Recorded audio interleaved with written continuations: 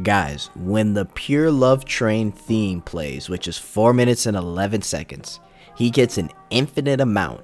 Kenji Hikari gets an infinite amount of cursed energy flowing through him. So much so to the point where he is able to do reverse curse technique, and he's never even learned it himself. But because of all the cursed energy overflowing through him, his body is able to perform reverse curse technique in order to avoid damage. Because he's just got so much, he can literally focus it to the point where he can use as much as he wants, and it's to the point where he's immortal. He's unbeatable for 4 minutes and 11. I mean, gosh, man, he's up. This is crazy. This is why Kenji Hikari is on par with Yuta when he's on a hot streak. This is it. Because at first, okay, the pachinko machine is kind of gimmicky. Maybe for some it's hard to understand. But, you know, why does this specific power make him on par? And this is the reason. When he gets jackpot, he's overflowing with curse technique. This is crazy. Like, the guy is essentially a walking zombie for the most part. Now, I'm sure, like, if he gets obliterated all at once, you know, then of course he's dead. But I mean, this is nuts, guys. JJK Man, chapter 186, we get to witness Hikari beating on our enemy here, and this is crazy. This is really crazy. Kashimo is definitely a formidable opponent, but just to see him get beat down, just in some hand-to-hand combat, right? It's very cool to see, and Hikari really isn't even phased, and that's because he's basically in his hot streak, right? And we get the point here. I want to mention this because Hikari kind of has a Ahsoka moment. He's like, his eyes are kind of rolling back from his head, and he's like looking up, and he's like, the surging cursed energy pulsing within me. So he can feel the overflowing cursed energy coming through him, right? And he's going toe to toe with Kashimo.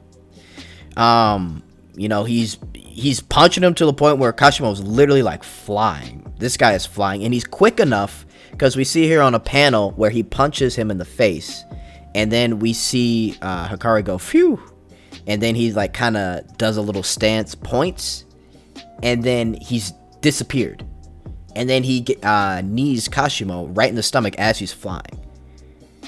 And Kashimo, he's not really too phased by it. He kind of counteracts by trying to flip him by grabbing his leg, and then he knees him right in the face. And the choreography, I'm telling you guys, when the anime gets to this part, and all of Calling Game, honestly, there's a lot of choreography that's just gonna be great. But this is a hand-to-hand fight here, and it's going crazy. We see after that punch to the face that Hikari try to go down to him, and then he punches the ground. Like, they're going at it, guys. And then we see the really fateful part. We see he accumulates enough basically electrons, right? And he does a technique, and again, I really don't think anyone's avoiding this technique. It's going as fast as lightning, so I really don't think anyone's really avoiding this. There may be a few in the series, but in general, no one's really avoiding this attack, because this attack is crazy. But, yeah, he gets hit, and he loses an arm, and like I explained, his cursed technique, he's to the point where this guy's immortal, and he's able to revive it back. And that's what actually catches Kashimo off guard, because he still goes on the offense, Hikari, and he gets punched with the left hand, and that's the left hand that got obliterated, right? And they also mentioned, too, an interesting little tidbit, that Hikari was able to not necessarily nullify the effects, but he's really not affected by it.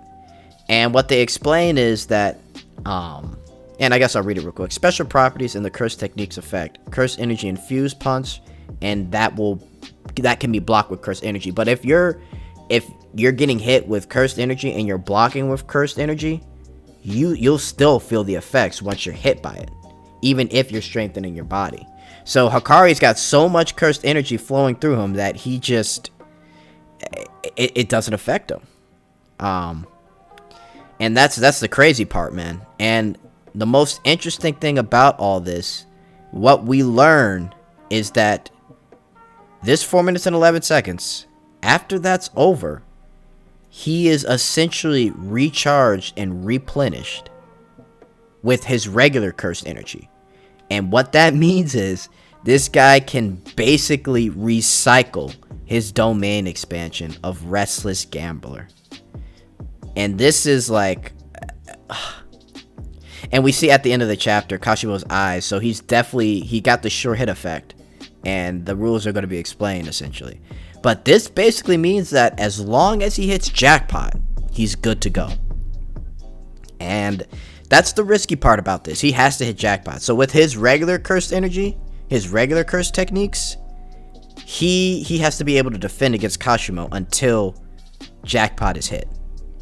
That's the part that's important. So Kenji Hikari by himself, he's got a lot of cursed energy. We've heard from Yuji that his cursed energy is very rough and coarse. So this is interesting, man, and it's a great chapter. I could definitely see why, like, if he's on a hot streak, he's going toe to toe with Rika and Yuta. Like, it's crazy. Yeah, man, what a great chapter. Hikari went off, and he's definitely someone we needed in the calling games, especially after learning this. This is amazing. Wow. I mean, look, Gojo was right, man. Like, the up and coming classes, students, they just get better and better. Yeah, man, let me know what you guys think in the comments.